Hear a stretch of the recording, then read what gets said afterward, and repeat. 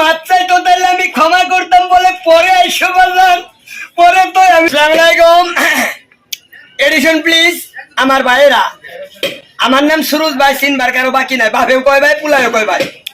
এই কথাটা আন্ডারলাইন করে শুনবেন কি কই, এখানে কি কয় শুনেন একটু। বাজানের আমার গো দুঃখের কথা,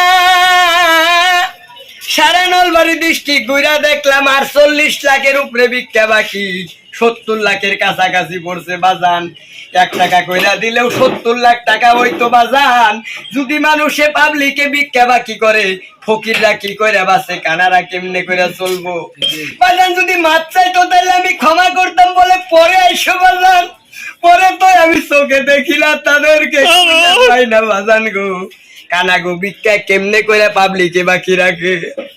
মুকেশ আম্বানির কাছে তোরা রিচার্জের দাম কমাইতে পারিস না, আমার ভিক্ষার টাকা দিয়ে সুদ করতে